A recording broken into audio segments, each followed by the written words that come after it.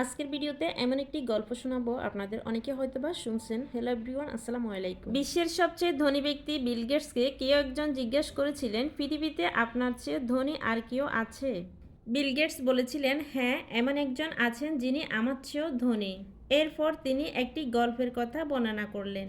এটা এমন একটা সময়ের ছিল যখন আমি ধনী কিংবা বিখ্যাত ছিলাম না। আমি একদিন নিউ ইয়র্কের বিমানবন্দরে গিয়েছিলাম। তখন আমি একজন সংবাদপত্র বিক্রেতাকে দেখেছিলাম। আমি তার থেকে একটি সংবাদপত্র কিনতে চেয়েছিলাম, কিন্তু আমার কাছে ভাঙতি পয়সা অথবা খুচরা পয়সা ছিল না। তাই আমি কেনার ধারণাটি ছেড়ে সেটা বিক্রেতার কাছে ফিরিয়ে দিলাম। আমি তাকে আমার কাছে যথেষ্ট অর্থ না থাকার কথা বলেছিলাম।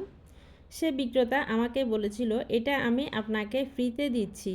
তার অনুরোধে আমি পত্রিকাটি নিয়েছিলাম। কাকতালীয়ভাবে 2 থেকে 3 মাস পরে আমি একই বিমানবন্দরে আবার অবতরণ করেছিলাম এবং সেদিনও পত্রিকা কেনার জন্য আমার কাছে ভাঙতি ছিল না। বিক্রেতা আবার পত্রিকাটি আমাকে ফ্রিতে অফার করেছিলেন। আমি সেটা প্রত্যাখ্যান করেছিলাম এবং বলেছিলাম যে আমি এটি নিতে পারবো না, কারণ আজও আমার কাছে যথেষ্ট অর্থ নেই। তিনি বলেছিলেন, আপনি পত্রিকাটি নিতে পারেন, আমি এটা আমার লাভের অংশ থেকে ভাগ দিচ্ছি, এতে আমার কোনো ক্ষতি হবে না। আমি পত্রিকাটি নিয়েছিলাম। 19 বছর পর আমি বিখ্যাত এবং মানুষের কাছে পরিচিত হয়ে উঠি। হঠাৎ মনে পড়ল সেই বিক্রেতার কথা।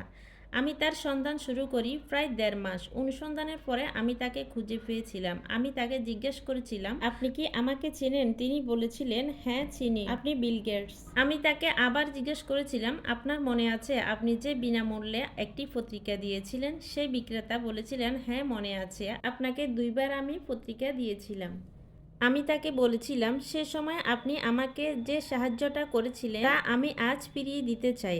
আপনি আপনার জীবনে কি চান বলুন, সেটা আমি পূরণ করব।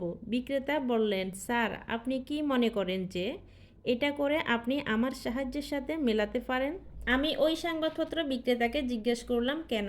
তিনি বলেছিলেন, আমি যখন দরিদ্র সংবাদপত্র বিক্রেতা ছিলাম তখন আপনাকে সাহায্য করেছিলাম, আর আপনি আমাকে সাহায্য করার চেষ্টা করেছেন তখনই যখন আপনি বিশ্বের সবচেয়ে ধনী ব্যক্তি হয়ে উঠলেন।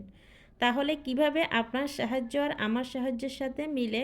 বিল গেটস বলেছিলেন, আমি সেদিন বুঝতে পেরেছিলাম যে সংবাদপত্র বিক্রেতা আমার চেয়েও বেশি ধনী ছিলেন, কারণ তিনি কাউকে সাহায্য করার জন্য ধনী হওয়ার অপেক্ষা করেননি। আমাদের বুঝতে হবে, সত্যিকারের ধনী ব্যক্তি হলো তারা যাদের প্রচুর অর্থের চেয়েও ধনী একটি মন আছে, আর দামি একটি মন থাকা প্রচুর অর্থের চেয়ে প্রয়োজনীয়। যাই হোক, আজকের গল্পটি এবং ছবি আঁকাটি কেমন হয়েছে অবশ্যই কমেন্টে জানাবেন। খুব সহজে কিভাবে সুন্দর একটি ফুল আঁকা যায় তাই আঁকার চেষ্টা করলাম, অবশ্যই আপনাদের ভালো লেগেছে।